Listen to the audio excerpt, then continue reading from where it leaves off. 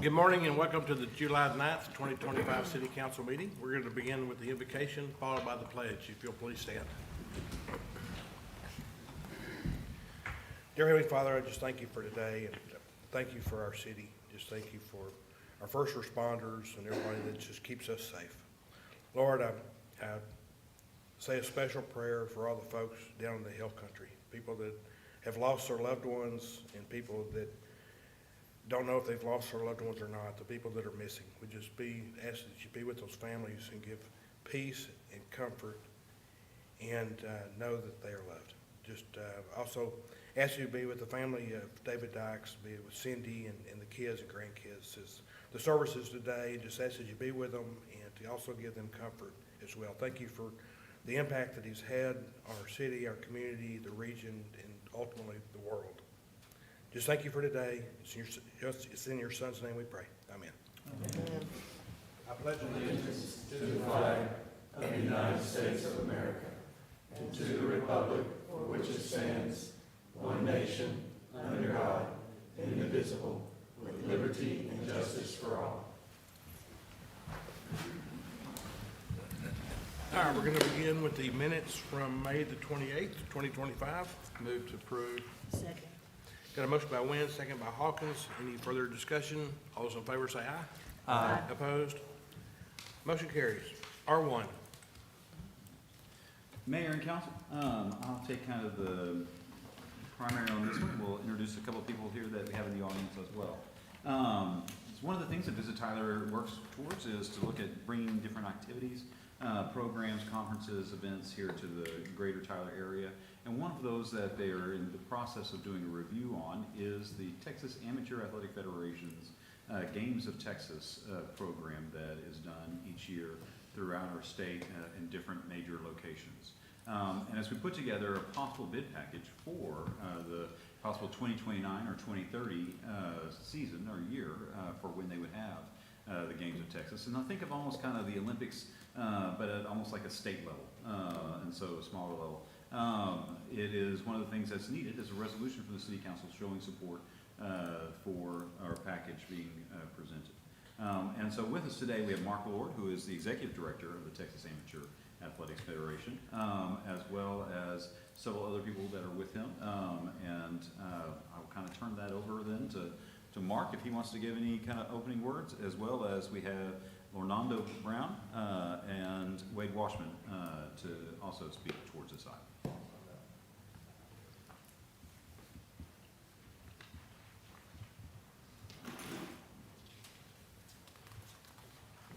Morning, Mark. Good morning. How are y'all? Good. Thank you for the opportunity. I'm the Executive Director of Texas Amateur Athletic Federation. We and Tyler go way back. Tyler is a founding charter member of TAF, one of the first 10 cities. To tell you how long that relationship is, we celebrate our 100th anniversary this year. So we've been around together. A little bit about the Games of Texas. TAF has 30 state championships in 10 sports, and our membership is municipal parks and recreation departments statewide. Okay? We also have an affiliate, which are private track clubs, private swim teams, gymnastics, the whole 9 yards. Of those 30 state championships, several of those state championships are in our Summer Games of Texas, which is our premier event, which is a $9 to $14 million economic impact wherever we go. We're going to the cities of Bryan, College Station, Texas A&M in 3 weeks. This is their 11th time to host the games.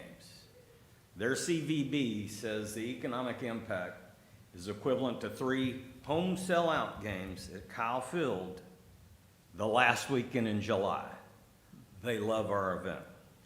We will bring in what we estimate is, we know in athletes we're going to bring between 6,000 and 10,000 athletes, total package of 30,000, including athletes and spectators. We go way back with Coach Brown with Metro Tyler Track Club.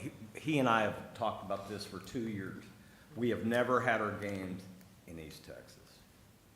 We had them in Region 1, which is around the Houston area, but we haven't been in Northeast Texas.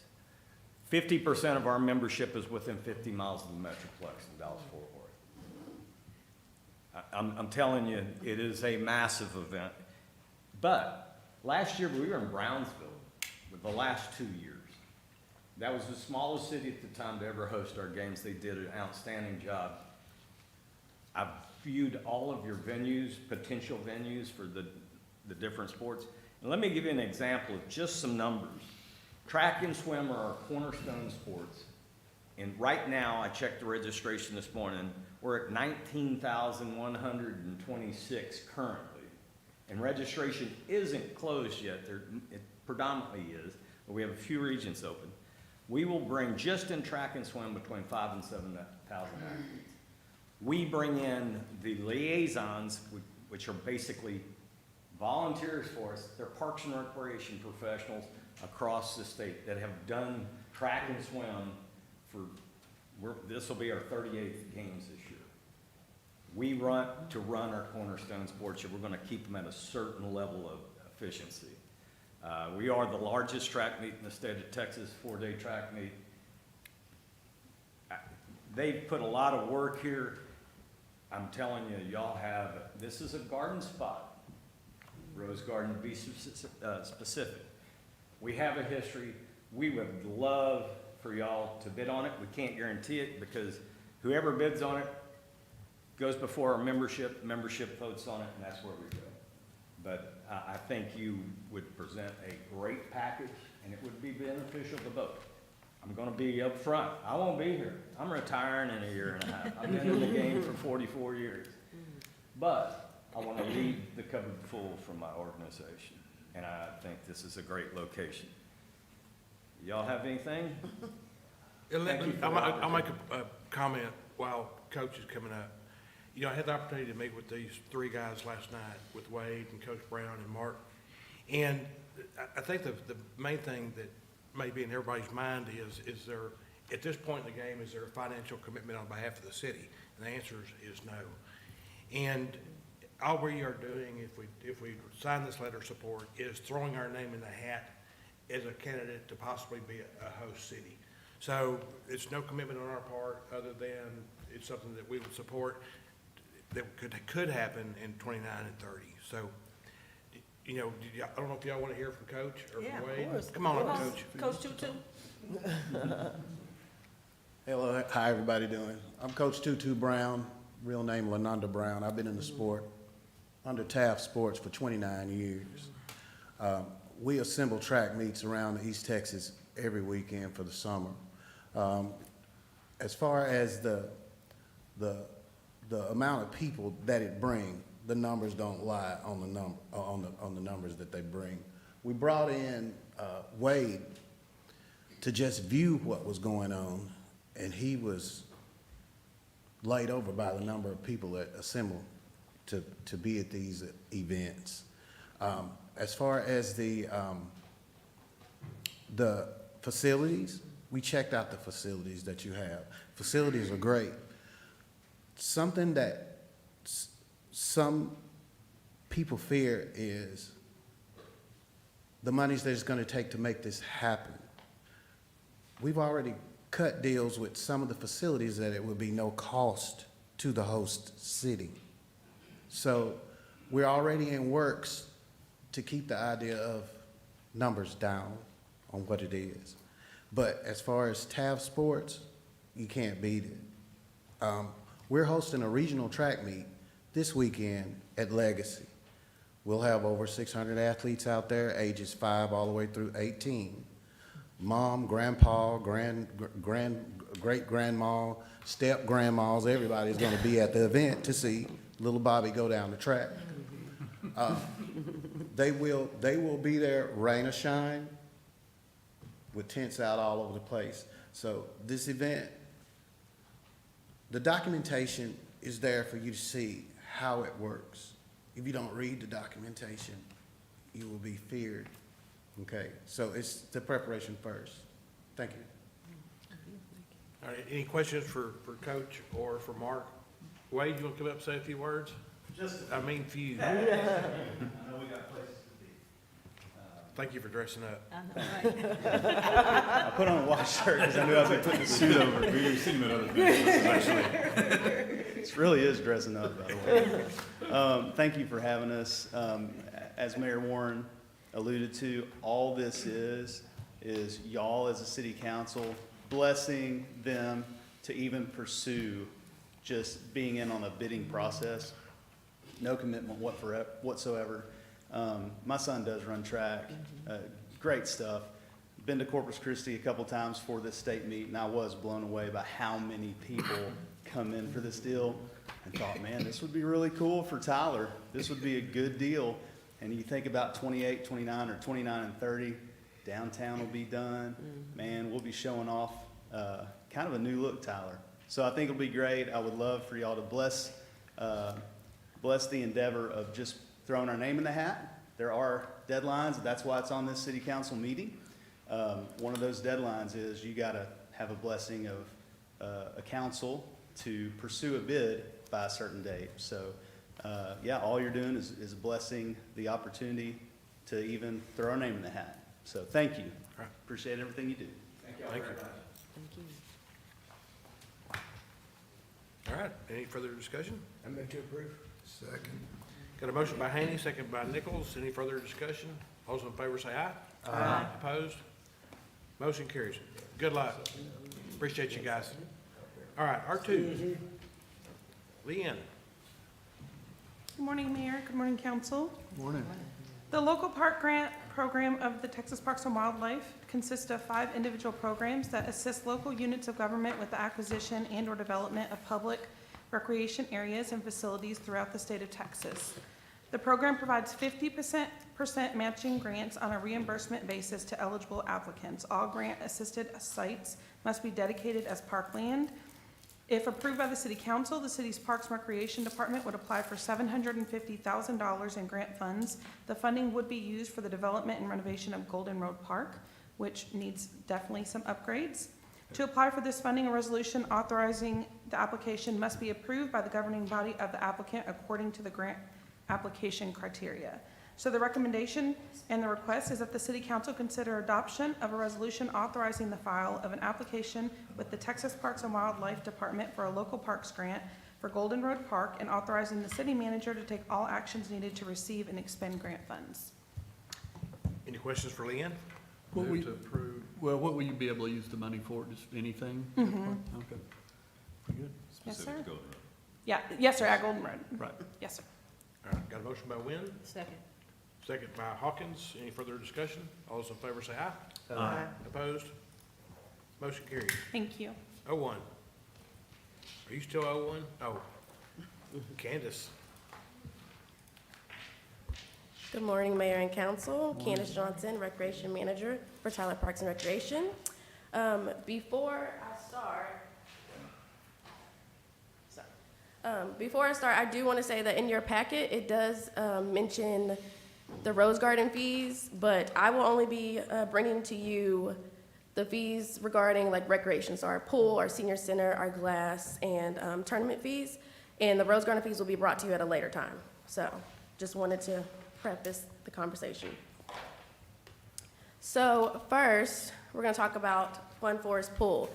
So our fees have been set at $1 for our admission fees for residents and $2 for non-residents. And so what we are proposing is this next pool season, so starting in May, to keep residents at $1 and then to move non-residents up to $3. And then as you can see, the next year we'll go to $2 and $5. And then after that, we'll just kind of assess, how things are going and if an increase is needed. One of the things that we are wanting to implement is a family pool pass. We've had people ask about, like, is there a pool pass that I can just show and to avoid having to pay at the door? It was also brought by, I think, Councilman Haney, an idea. And his idea was for those that have a membership at the Glass, a perk of having a membership, kind of like a perk of loyalty to having a membership at the Glass, you get a discounted rate for that family pool pass. The pool pass does allow up to 60 visits for 4 family members. So after that, we would do like an individual rate, or they would just have to purchase another family pool pass. Any questions? Candace, how are you gonna track that family pool pass? When they come in, is it just gonna be computer that Petra and family came in and, or I came in with 3 of my kids and, So with the current software that we have now, or even the ones that we are looking at potentially going to, you can do like a multi-pass in there, and so they'll just scan in, and it'll check off. Like, we'll just say, like, Councilman Hawkins is here, 3 people came with her, and you're good to go. And the idea is also that before we would start the pool season, obviously, we'll start advertising this way ahead of time if it goes through. But we will also set up days before pool season begins to sit down and get people registered and try to make it a smooth process, smooth transition, and answer any questions that people have. How much will the pool pass be, the family pool pass? So for resident families, $60, and then for non-resident, $70. I'm sorry, it's right here. No, you're fine. And then with the discounted rate of the glass membership, it would be $20 for residents and $30 for non-residents. So it's a good deal. We have a lot of families that come and spend the entire day at the pool. But even if they spend the entire day, once we have our break, they have to leave and come back and pay. So, I'm sorry. So a pool pass would save people a lot of money. It's a great deal. Okay, no other Keep on questions? Okay, he said keep on going. So next we have our tournament fees. So right now, we already have, we call it like the initial field prep fee of $175. So these are fees that are additional. So say you have a tournament. After that first round of games, a lot of people want the fields redone. So usually it's like average after 2 or 3 games, then they want, the fields restriped, the field dragged, or whatever the case may be. And so that all takes a lot of time, resources, and money. Not that this is gonna recoup all of those fees, but it'll help. So per bag, $20, and then in parentheses, you can kind of see what that actually cost us. So field marking chalk per bag, field marking paint per gallon, the prep field, so to re-prep the field would be another $25. You can see, though, that includes dragging the infields, chalking, doing the batter's box, and then a deposit, which we don't do now, but people, will say, hey, I want to have a tournament. We hold off that date, and then there's nothing, they don't have it, and that keeps the data from being available to other people. And then just kind of a policy about that deposit and when they need to get with us to reserve the fields. Okay, and it's clarification, those tournaments that you're referring to, that's not a city-held tournament, that's a tournament that is a third party that are using our fields. Correct. Okay. This next slide, I apologize that it's so small, but it does show the cost of a tournament with one field with every fee that we are proposing, including the 2 hours of light usage, in what other cities. So we're not at the bottom, but we're close to it. We're still, in our eyes, pretty affordable compared to what these other cities are charging. Any questions, concerns? Candace, you made Yes, a sir. comment that you're getting closer to recouping your costs. Shouldn't we look at almost a break even? Or That's are the we- ultimate goal. Okay, we're getting there. We're making getting there, baby small- steps. Okay. Yes. We do want to eventually break even and recoup all of our fees, but the goal is still to provide those services and the facilities at an affordable rate. But baby steps, we'll get there. That's the goal. Okay. So the next thing is our Tyler Senior Center. So right now, we kind of have a policy where we only allow events that honor or celebrate a senior, and then we do small family reunions. However, we are wanting to open it up to the general public. We have had people that say, we're celebrating grandma's 90th, but grandma has a birthday cake and there's a baby shower going on. So it's just like, let's just go ahead and open it to the public. Currently, you can book the Tyler Senior Center for 4 hours. A 4-hour block is $120, and then each additional hour is $30. So going forward, we would like to increase the rental rate, still the 4-hour block for $205 for any event that's honoring or celebrating a senior. it's the Tyler Senior Center, so we still want to provide that service for them. So it's kind of like a senior discount. And then for the public, we want to start off at $265, and then eventually by 2028, reach $340. The damage deposit doesn't change, and then each additional hour, it'll just be $10 more for the general public. And When will that one go into effect, the 40? So if this gets approved Yeah. this year. This year, okay. Yes, sir. And so for those that don't know, the senior center, you rent the facility, you get the whole entire facility. So that's both of the main rooms, and then we have a pool room. We have like a little library area. They get everything, the restrooms, all 6 of them. The only thing we don't rent out is the kitchen. But there's tables, chairs, all of it's there and available. So it's still a great deal. Any questions? No? Okay. I do want to make sure to mention that all of these fees were taken to the Quality of Life Board. They were taken to the Finance, Technology, and People Committee, as well as the Parks Board, and the Parks Board did unanimously recommend to bring this to you. And so it is recommended that the City Council adopt the attached ordinances amending and updating fees and other applicable adjustments to Tyler City Code, Chapter 8, relating to Fun Forest Pool, athletic tournament fees, and the Tyler Senior Center.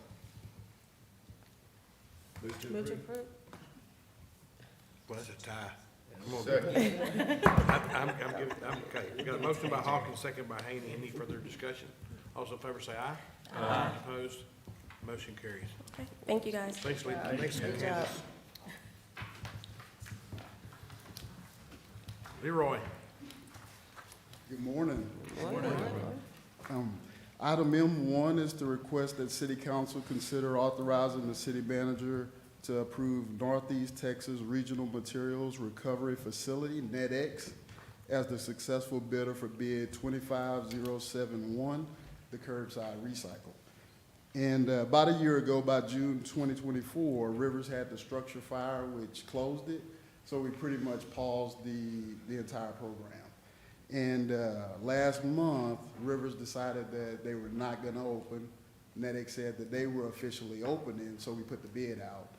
Only bid received was NetX, $75 a ton, which pretty much brings us right back to where we were before the fire. And with this agreement, it would pretty much be for a 1-year term. We do have the option for 5 additional 1-year terms if the price stays the same or if it doesn't increase more than CPI. And pretty much with this going into effect, we would be able to resume the program on Monday, July 14th. So that's pretty much the short of it. Any questions about that one? Leroy, who is NetX working, what other cities is NetX working for right now that you were able to reach out to see how they were performing? So when they announced that they were reopening, pretty much the 2 cities, Longview and Tyler, were the 2 big ones that you will be utilizing them. And Longview, pretty much as soon as they made a decision, they started. So Longview is already bringing them their recycled materials. How are we gonna let people know that the system started back up again? So we've got a press release, hot and ready. Okay. If it's approved, we will be sending that out today. Okay. Use same bins, same everything, just, So all of the customers that kept their recycle bins, we just froze the code. We'll unfreeze and it'll start now. If the customers had us pick up their bins, if they canceled, they'll have to go back and let us know they want to add it back on their bill. In addition to the press release, would y'all look at adding a flyer with the water bill when the water bills get mailed out to include that as a notification as well? Okay, absolutely. And this is also always a great time to plug kind of our apps, both as far as the Tyler, the general Tyler app as well as the Tyler Talks Trash app, which will send you notifications straight to your phone to let you know about as far as this program getting started back up dates and what dates your pickup are, letting you know those types of things. So, as always, we'd like to plug that information out there so that people can get those notifications sent straight to them, so they can be aware. Well, I know the public's gonna be excited to get this kick-started again. Been a long time without it. Yep. So, any other questions, comments? Move to approve M1. Second? Got a motion by Curtis, second by Wynn. Any further discussion? All those in favor say aye. Aye. Opposed? Motion carries. Thanks, Leroy. Thank you. All right, board appointments. Cassandra. Good morning, Mayor and Council. Good morning.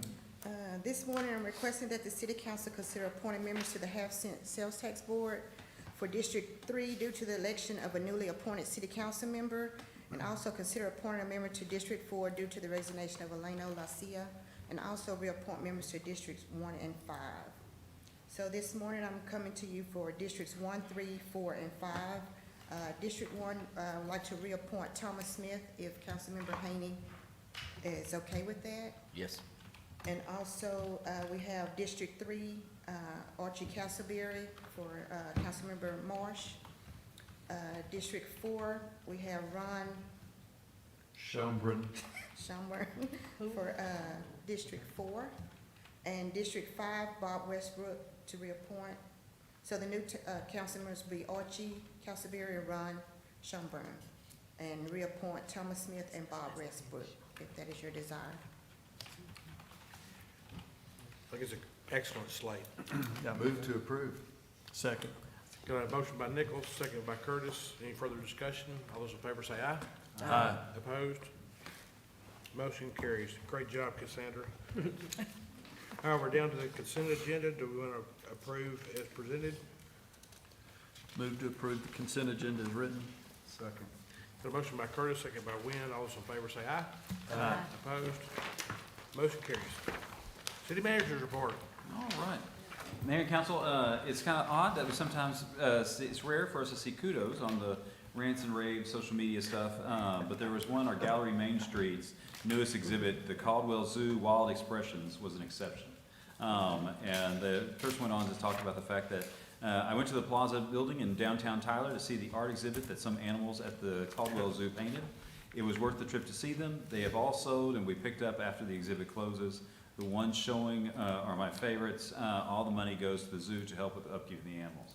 And if you haven't been through Plaza Tower to see the paintings that are local elephants, different penguins, giraffes, et cetera, have done, it actually is kind of pretty impressive. We have some very artistic animals out at the Caldwell Zoo. And this was a great opportunity to network with Caldwell Zoo and to show off kind of their highlights, as well as to be able to have that up as an art exhibit. And that was true. Pretty much everything out there has been sold out. Our human artists are jealous. Tyler Beautiful hosted B-Day in the Garden on June 21st at the Goodman LeGrand Museum, marking the 4th year of this buzzing celebration. Previously held at the Tyler Rose Garden, the event has found a new home at the Goodman since the relocation of the Observation Hive in early 2024. And so families enjoyed local vendors, kids' activities, pollinator-themed crafts, educational booths, and treats from local food trucks. The event served both as a celebration and a learning opportunity about our bees here in the community. The Texas Water Development Board has taken a proactive approach in helping Tyler Water Utilities with a volumetric and sedimentation survey. As part of the survey, project engineer Nikki Ingram participated in a video sharing how the project will help Tyler Water Utilities look at the long-term future of Lake Tyler and what kind of infrastructure improvements we need to make around the lake. For more information, you can visit our website, and actually the Texas Water Development Board's website, to learn more about the Lake Tyler Hydro Survey, which will provide important reservoir data to the city of Tyler. And then finally, the annual July 4th celebration at Lindsay Park was a success, despite the crazy weather that popped up right there at the very end. Thousands of people gathered to enjoy the game area, food vendors, DJ, and of course the fireworks display. Thank you to all the hardworking city staff that we had that helped make this event possible, through the planning and execution on July 4th. This truly was a team effort. We have parks, police, fire, transit, and solid waste, to making sure this was an incredible event for our citizens and for our community. All right. Any questions or comments for the city manager before we adjourn? None? Move to adjourn. All right, we're adjourned. That was record time.